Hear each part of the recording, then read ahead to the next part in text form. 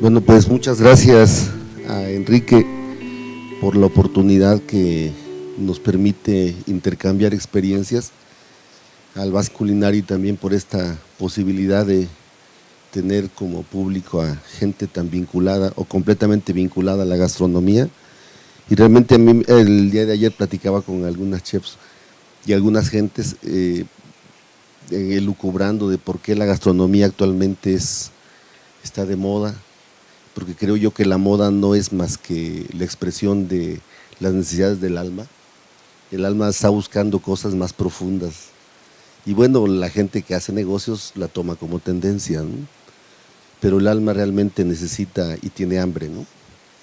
Y entonces, como el cerebro no distingue entre el hambre física y el hambre espiritual, pues dice, tengo un hueco, ¿no? Y la llena con comida, ¿no? Y entonces yo creo que por eso es que la comida está haciendo un papel fundamental, ¿no?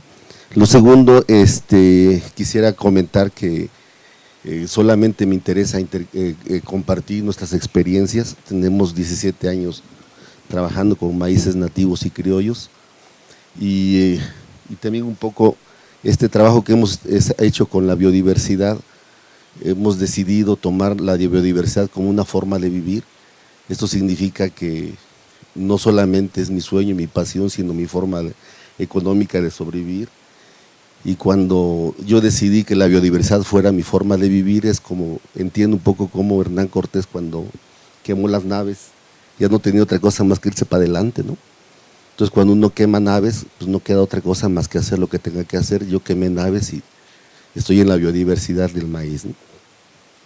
Lo tercero que me interesa mucho comentar es que solamente que en este momento yo renuncio a la necesidad o a la pretensión de querer demostrar nada científicamente.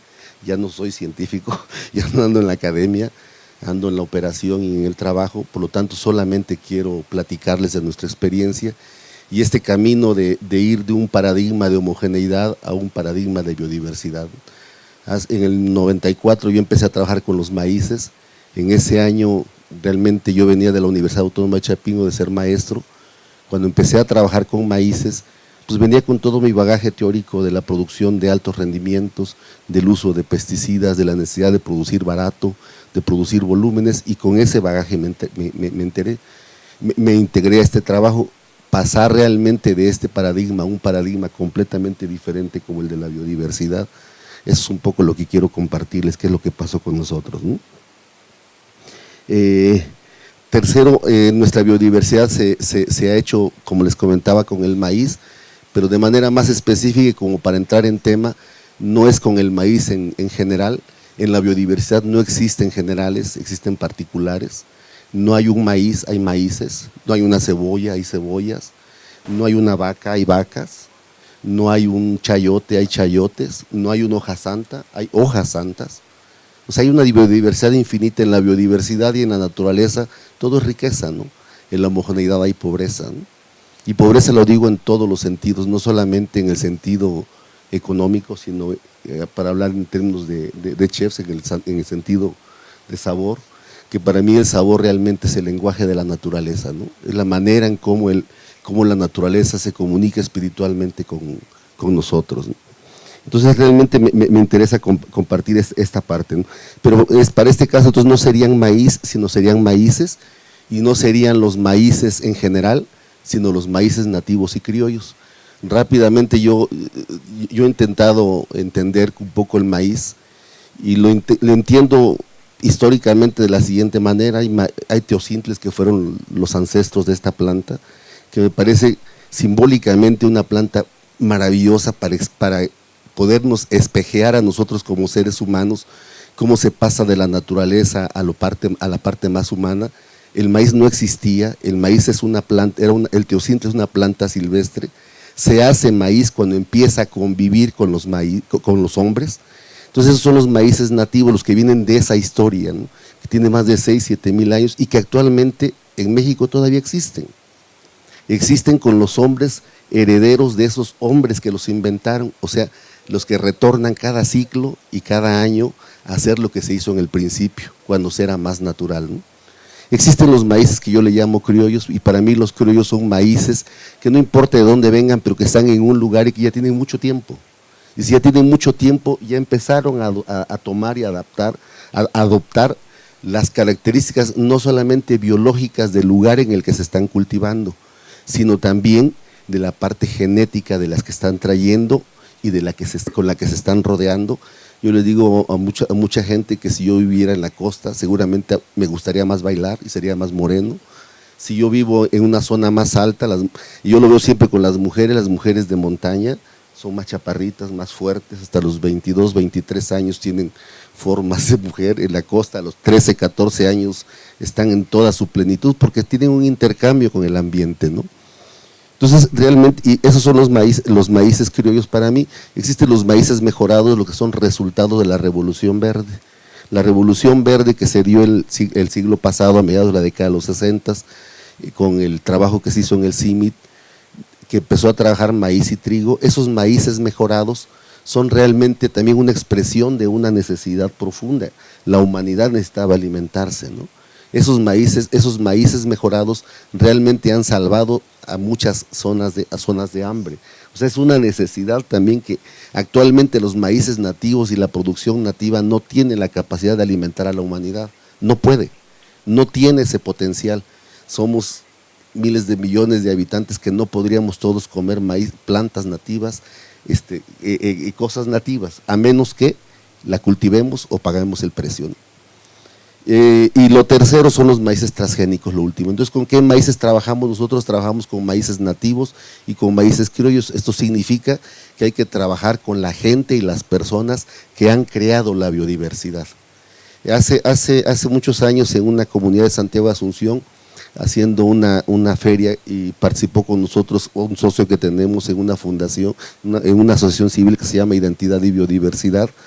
En esa feria, Julián Bertó, que fue uno de los primeros genetistas moleculares que empezaron a estudiar los maíces nativos, especialmente de Oaxaca, hace casi 15 años, él les decía a la comunidad: ustedes tienen una gran riqueza, ustedes tienen un gran tesoro, nada más que este tesoro no se puede guardar bajo el colchón, ¿no? Ni se puede meter en el banco. Si hicieran eso, esta riqueza dejaría de existir. Curiosamente, esta riqueza que ustedes tienen que seguirla produciendo y comiendo. ¿Por qué México tiene tanta biodiversidad de maíz? Porque comemos maíz y maíces.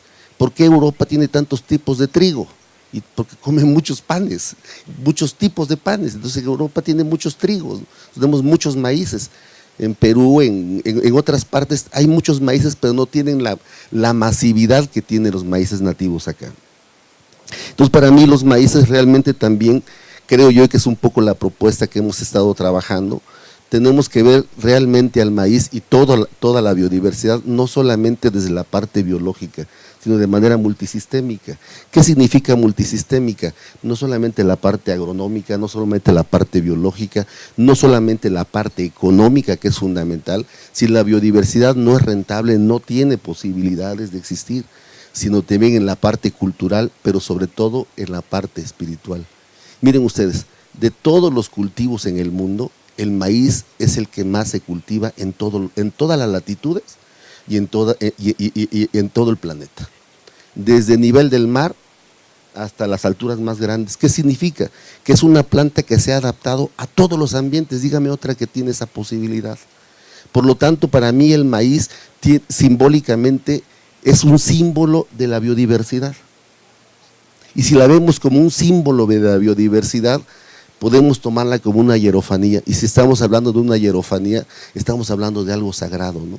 ¿Y qué es algo sagrado? Es algo que se repite ciclo tras ciclo, que algún día lo hizo un ser mítico o un ser divino, ¿no? Que es un poco lo que es la semilla, ¿no? La semilla en cada ciclo está repitiendo el ciclo del principio y el ciclo del final, ¿no? Visto no solamente como una semilla, la semilla es una hierofanía, ¿no? Quisiera pasar rápidamente cuál ha sido mi camino del camino hacia la biodiversidad. Cuando yo vengo yo soy economista agrícola, quizás por eso mi pregunta es interesante y es fundamental y es necesario quejarnos de lo que no estamos de acuerdo. Y no basta hacer lo que estamos haciendo, tenemos que empezar a tejer redes. Tenemos que empezar a armar sistemas económicos que sustituyan sistemas económicos. Me permitiría sugerirles que revisaran el libro de La Tercera Ola, ¿no? Que es un libro bastante viejo.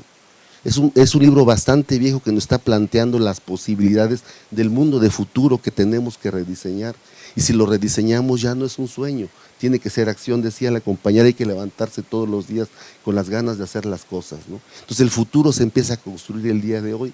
Pero entonces, ¿cuál es esa posibilidad? ¿Cuáles son las características, las condicionantes humanas, económicas y sociales que no nos están permitiendo realmente hacer de un sistema económico un sistema biodiverso, o al revés, hacer de la biodiversidad un sistema económico? En este planteamiento de la tercera ola, que a mí me parece importantísimo, yo vengo de ser economista, yo estudié en la universidad en la época de Patria o Muerte Venceremos, por lo tanto cualquier otro esquema histórico yo no lo aceptaba. Cuando yo escucho este planteamiento, dice, la humanidad ha pasado por 3 etapas, ¿no? La primera, 3 revoluciones. La primera revolución fue la agricultura, ¿no? La agricultura realmente potencializó que el hombre se sedentarizara y colonizara el planeta. Pero en esa etapa el productor y el consumidor era el mismo. El sistema económico se basaba en extraer los excedentes de los que producían y consumían. Después, ¿qué vino? Vino la revolución industrial, la otra gran revolución. ¿Qué es lo fundamental de la revolución industrial? El productor y el consumidor se separó. Entonces, cuando se separa el productor y el consumidor, todo el sistema tiene la capacidad de acaparar, de negociar, y bueno, ya para qué les platico, ya han hablado de todo el asunto de la economía de mercado. ¿Cuál es la salida de la tercera ola? Dice, la tercera ola es una ola que todavía no se acaba de definir, ¿no? Y es exactamente la etapa en la que estamos viviendo como humanidad, y especialmente en México. Estamos en una profunda crisis, profundísima crisis, pero ¿qué creen? Una buena noticia, ¿no? La crisis es la posibilidad realmente de empezar a construir, ¿no? Entonces esta tercera ola, dice, y para mí la tercera ola, yo realmente creo que la biodiversidad va a ser una de las categorías fundamentales para construir el mundo de futuro, ¿no? ¿Cómo tendremos que hacerlo? Sería la propuesta, ¿no? Entonces yo vengo de ser académico, pero este cambio hacia la biodiversidad para mí empezó dejé la academia, me fui a trabajar a las zonas indígenas, especialmente de Chiapas. Bueno, como académico a mí me tocó vivir en Alemania, la caída del muro de Berlín. Una cosa que fue impresionante, fueron los jóvenes los que tiraron, no fueron los sistemas económicos ni la represión, la fuerza y el potencial que una juventud capacitada, educada y con necesidades de hacer cosas, tienen un potencial enorme. Entonces, para mí realmente yo creo que espacios como estos, eventos como estos, tienen que llegar a la juventud. Yo de repente escucho a los jóvenes de las escuelas de gastronomía y realmente yo creo, híjole, saben tan poco que es un espacio tan maravilloso para decirles cosas, ¿no? O sea, realmente está en el espacio más creativo, más revolucionario, no solamente de la parte económica, sino también de la parte artística, de la parte propositiva, que esos jóvenes necesitan realmente saber más cosas. Para decirles una idea, por ejemplo, nosotros siempre anduvimos en todas las escuelas de gastronomía de Oaxaca buscando cocineros para que fueran a trabajar con nosotros, pero trabajamos con tortilla y con maíz, ni uno se paraba, de veras, ni uno fue. No lo consideraban necesario, no era algo importante, pues, trabajar con el maíz. Y yo les aseguro que ahora que yo empiezo a trabajar con restaurantes y veo hasta hacer un nixtamal, es tan importante que no lo saben. Ahora imagínense hacer nixtamales, que cada maíz es diferente, cada maíz, o sea, es una locura. Entonces, la juventud, yo lo vi en Alemania, ese potencial de los jóvenes, vi fiestas de jóvenes realmente molestos, enojados. Ya no estaba yo viviendo en Alemania cuando se dio la caída del muro, era comprensible, los jóvenes iban a romper el muro y lo rompieron. Después de esa parte yo estuve trabajando en la selva lacandona en la década de los 90, antes del movimiento zapatista, casi siempre he llegado antes de los movimientos, ¿no? Y ahí realmente en la selva lacandona yo vi el potencial que realmente las zonas indígenas tienen, no solamente biológica, sino organizativa y espiritual. Imagínate esos cabrones que lograron aventarse el tiro de declarar la guerra al gobierno, ¿no? Y terminaron haciendo poesía, ¿no? Cosa que me parece maravillosa. Ya dejaron las armas y se pusieron a tirar poesías. Yo entendí el potencial que el arte tiene para crear las nuevas revoluciones. Hace 4 años Enrique me invitó a Mesoamérica y fue mi primer contacto con los chefs. Ustedes son artistas. No se los digo para que se crean más, ¿no? Nada más se los digo porque los artistas son los seres que harán en el futuro, ¿no? Están creando platos de lo que ya existe, pero no existían y no van a existir. Ese es el arte. Pero entonces el arte tiene un potencial porque llega no solamente a la boca, llega al alma. Hace poco tiempo me invitó mi ex esposa a un restaurante en Oaxaca y fue la primera vez que me llené sin comer mucho, ¿no? O sea, quiere decir que el sabor satisface una necesidad profunda que yo tengo y que no necesariamente es volumen. Ahora entiendo por qué los chefs sirven tan poquito, ¿no? Porque no se necesita más. No se necesita más si realmente han logrado crear algo de un montón más de cosas, ¿no? Entonces el arte realmente, yo creo que en la gastronomía hay una gran posibilidad. Entonces en el movimiento zapatista a mí me permitió ver todo ese potencial que tenemos. De veras, estuve trabajando en la zona de las cañadas. Cada cañada, cada zona tiene N frijoles, tiene N maíces. Entonces me empiezo a dar cuenta después, en la década a finales del siglo, cuando fundamos Itanoni, me empecé a dar cuenta realmente que queríamos empezar a trabajar con maíces criollos y yo no sabía que era un maíz criollo, la verdad. Como yo creo que hasta el momento mucha gente no lo sabe, aunque están defendiéndolo, ¿no? De veras, se los digo con humildad, es necesario conceptualizar, tener una idea clara. ¿Qué fue lo que yo hice en ese momento para intentar saber qué era un maíz criollo? Pues fui con mis amigos investigadores. Yo dije, saben los que saben, ¿no? Entonces los investigadores deben de saber. Y me dijeron, este maíz es un maíz bolita, ¿no? Y este es un maíz pepitilla, y este es un maíz, me dieron varios nombres. Y luego yo iba a diferentes comunidades y tomaba el mismo maíz que ellos decían que tenía ese nombre y sabía diferente. Tenía expresiones en tortilla y en memelas y en tetelas y en tacos completamente diferentes. Entonces yo decía, entonces ¿para qué le llamo de ese nombre, no? O sea, es un poco lo que él estuvo trabajando en el asunto del sabor. Yo estoy seguro que los agrónomos no saben cocinar, o por lo menos los que inventaron las semillas mejoradas no sabían cocinar, porque no fue un criterio de desarrollo. El criterio fundamental y dominante era cómo produzco más barato y cómo produzco más volumen, ¿no? Posteriormente, ese fue un poco la posibilidad, y ahí fue cuando yo entendí que realmente la gran revolución de este siglo, creo yo, es una revolución paradigmática. Estamos trabajando con viejos paradigmas. ¿Qué es un paradigma? No quisiera entrar en la parte filosófica porque Yolcan es filósofo, no sé que me vaya a corregir, pero un paradigma es una creencia que no cuestionamos, pero que está dominando nuestra vida, ¿no? Por ejemplo, nosotros estamos creyendo que si yo le compro a un campesino lo estoy ayudando. Y puede ser que sí, pero no necesariamente. Es más, a veces cuando le compramos no lo estamos ayudando, aún desde nuestra perspectiva, ¿eh? Porque les voy a decir, bueno, ustedes ya todos saben qué pasó con la quinoa, ¿no? La quinoa, de ser un cereal que lo comían los campesinos, que tenían una profunda biodiversidad, cuando se hizo famoso en los restaurantes, ya la gente que lo produce ya no lo come. Incluso la gente que lo produce ya no lo producía, porque ahora lo producen los grandes productores para los grandes volúmenes de demanda. Cuando yo conocí esa historia, realmente sí me empecé a preocupar por los maíces nativos, ¿no? Porque eso es lo que va a pasar con nuestros maíces.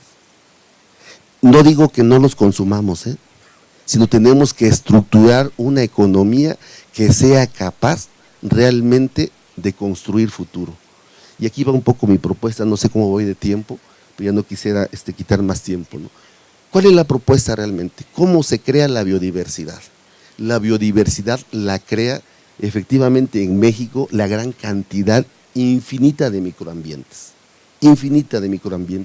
pero también una cantidad enorme de naciones.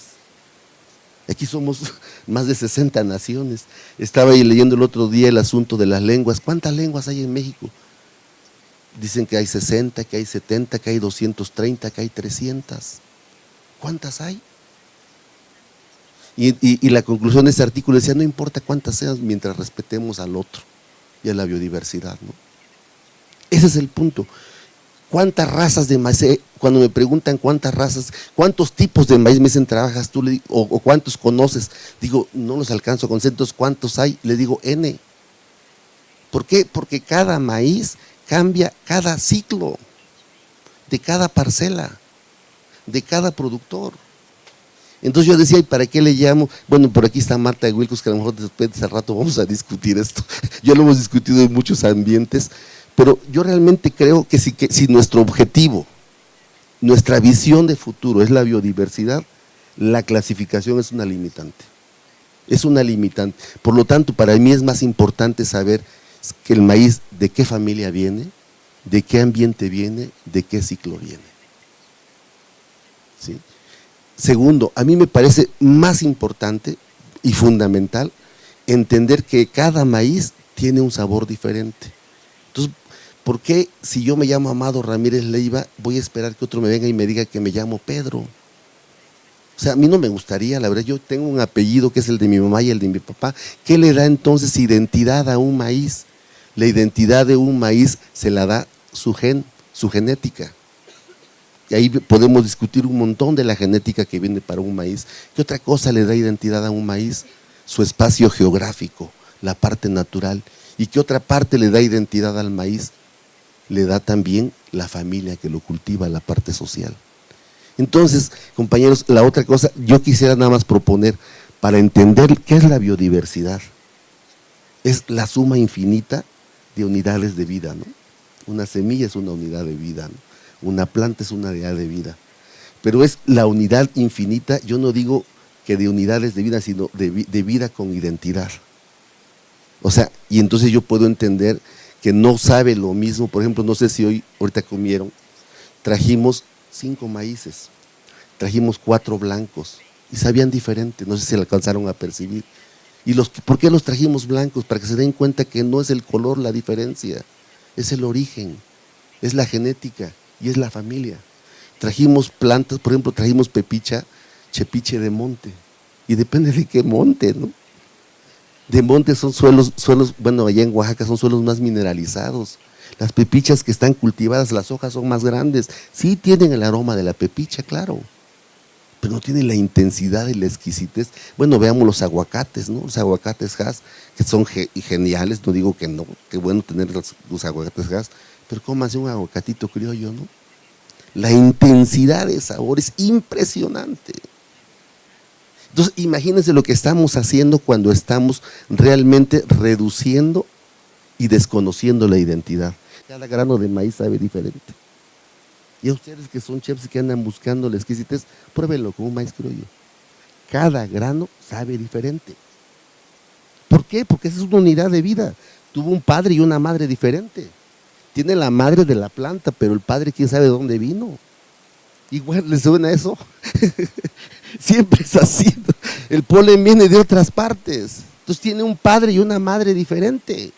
Esa es la locura, imagínense. Ahora ustedes guisar grano por grano, es una locura, es imposible. Otra unidad arriba del grano, ¿cuál sería? Pues la mazorca, ¿no?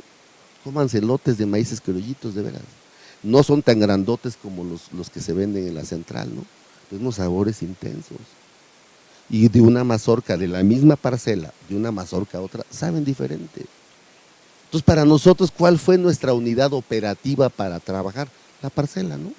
Entonces digo, la parcela para mí es una unidad intermedia en la que la puedo manejar, ¿sí? Bueno, aquí va a venir un poco la discusión, ¿la dejamos en este nivel o la dejamos a nivel de razas, no? No lo sé, yo prefiero trabajar a nivel de parcela, ¿no? Entonces imagínense esta locura. Entonces tenemos que encontrar de cada planta la unidad económica de operar. Vayamos a la parte económica, ¿no? Si la biodiversidad existe, sí y solo sí el que la produce, la consume, tenemos que reproducir el sistema que reproduzca la biodiversidad. Si nosotros empezamos, y ojo con esto, el maíz criollo para nosotros, ya les decía, es una hierofanía, y sobre todo para los mexicanos, creo yo que para el planeta, ¿no? Pero para los mexicanos es una hierofanía, es nuestra identidad, es nuestro retorno al pasado. Decía un libro, también otro libro que les recomiendo, que se llama En busca del paradigma perdido, creo que es ese, o es el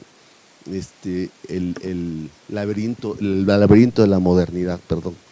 Decía, los seres humanos en la modernidad entramos a un laberinto. Ese laberinto tuvimos que entrar porque no sabíamos que era un laberinto. Como todo laberinto, el laberinto no tiene salida. Siempre que buscamos un camino nos vamos a perder, porque ese es un laberinto. Sin embargo, el laberinto sí tiene una salida. ¿Cuál es la salida? La entrada, o sea, el retorno. Hace rato creo que tú comentabas, ¿no? El retorno. La hierofanía es un retorno siempre al principio. Los ciclos agrícolas son el retorno. La milpa es una hierofanía. Es un espacio sagrado, no solamente porque tiene muchas plantas, no solamente porque tiene muchos microorganismos, sino porque el campesino la reproduce ciclo tras ciclo, porque para él no es un problema económico, es un problema divino. Porque solamente divino para él es la explicación de por qué vuelve a hacer cosas tan irracionales económicamente como sembrar cuando no sabe si va a caer lluvia. Y de todos modos va a sembrar. ¿Por qué siembra? Porque él no siembra por la producción, siembra por la divinidad que existe. Este país, México, antes de la llegada de los españoles, éramos una sociedad profundamente divina. Todo era divino, por lo tanto espantoso pero maravilloso. No había terror, había misterio. Ese retorno también necesitamos. Pero hay un retorno más profundo, el retorno a la naturaleza, y ahí les recomiendo otro libro que se llama En busca del paradigma perdido. Dice, los hombres somos naturaleza, pero fíjense ustedes las categorías y los conceptos. Modernidad, cultura, ¿qué es el antípodo de cultura? Salvaje, ¿no? ¿Y qué es salvaje? Pues lo que no es cultura. ¿Y nosotros qué somos? Cultura, ¿no? Por lo tanto no somos salvajes. O sea, yo no vengo sabemos que venimos de los monos, pero no somos monos, ¿no? Pero sí somos. Ese retorno también a la naturaleza tiene que venir. La biología tiene que retornar, no para vivir en las cavernas, sino para trabajar un sistema económico basado en la biodiversidad, que es la manera en cómo se expresa la naturaleza. En los espacios y en los ambientes naturales no existe homogeneidad, no existe. Dos árboles no son iguales. Dos lechugas, es más, ustedes que son chefs, coman la misma lechuga de ahí, la misma lechuga producida fuera de este ambiente. Saben diferente. A ese retorno tenemos que regresar. Entonces, en el futuro, frente a una situación de colapso económico, ¿quiénes van a ser los galanes? Los que sepan producir, los que puedan mantener a su familia, y ojalá y el dinero valga también, ¿no? Y si no vale, pues por lo menos que tengan para comer. Entonces solamente la biodiversidad absoluta la va a comer el que la produce y el que la paga, ¿no? Pues eso es todo, gracias.